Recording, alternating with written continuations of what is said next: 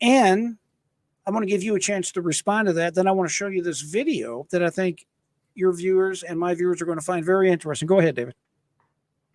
Yeah, so I love Ben Carson. I think he would be a calm voice to Trump. On the campaign trail, one would want him to have more energy. He doesn't seem like he has that much energy. I think that's because it's all powering his brain because he's so smart. But with that being said, it would help with some of the black vote. And more importantly to me, he is committed MAGA. When I believe he was over HUD under the previous administration. He was. And there was a regulation that would have allowed HUD to take over, not necessarily him, but the administrative state, like all the bureaucrats. They wanted to take over zoning in Los Angeles in a major way that would have driven up property prices and restricted land owner rights. And Carson fought very hard for that not to happen. There's a lot of examples where he fought for limited government. So I think he's compatible. That's the biggest thing. Are they MAGA? Do they really want less government so the American people can be more free, less regulations, less taxes, less permits and license to get, and more time to focus on growing their businesses and their families? Okay, well taken. Good points. Take a look at this clip that I found from Sky News Australia, who basically is the Fox News of Australia, if you will. This is just kind of an interesting piece. You're going to see, I believe his name is Nick Mulvaney. And let's see what you think about this here. Mick Mulvaney, I believe he used to be the advisor or it's like the right, I'm thinking, what is the title I'm thinking? He's like the chief advisor or he was the go-between for President Trump and the cabinet members. So let's go ahead and listen to this clip and we'll talk about it. Wind up going, if I could be so bold. So we don't really have betting markets on this in the United States. I know they have them in the UK. If they have them in Australia, I'm giving you the winner right now. I'm telling you it's going to be Ben Carson. Ben Carson. Here's why.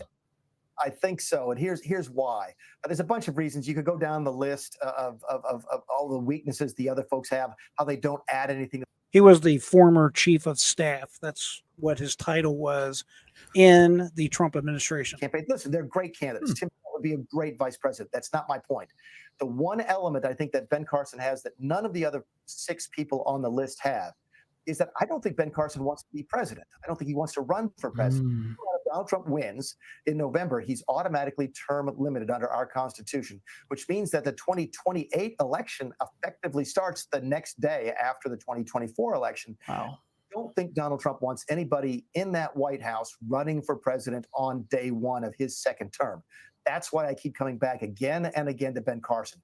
They know each other. They like each other. He's trustworthy. He's loyal. He's a brilliant guy. So, and again, all of them would make really good vice presidential candidates. That's not my point. My point is I think Ben Carson's got that one thing, that one element that the other ones can't bring to the table. And that's why my money right now is on Ben Carson.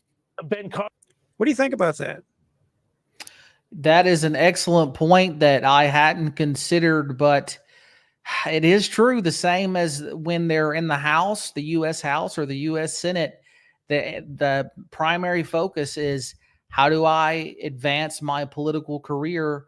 And that's what every vice president or most 99% of them think is, how do I move up and get into the Oval Office from this resident that I'm in now? And that can be very dangerous in your administration too, because if you do something unpopular, you want your VP to be with you. And by unpopular, something that the left latches onto, like they always create these insane, fake, dramatic stories when it's typically something that's great for the country. You don't want a vice president that's going to distance himself from you, like Mike Pence, when he later said, Trump shouldn't have looked into the things that happened, although there were so many unique circumstances that should have been looked into. You don't want somebody like that. So I hope he calls Trump and communicates that, or that Trump has seen that clip. I think them are all excellent points. I have to tell you, I want to show you this video right here. This is Dr. Ben Carson. He is very soft spoken and very quiet, but he does have some qualities that I personally like, and I know Monique likes them too. Let's listen to this for just a second. Now, Ben, I had a phone call last week. I had a phone call from a big British newspaper, big title with an international reach. And they said, now, come on, Nigel, you know, you're close to Trump and Team Trump. Who's he going to pick as his VP candidate? And I said, look, I honestly don't know. The Mike Pence pick in 2016 struck me as being kind of out of left field. I'm just not sure who he's going to pick.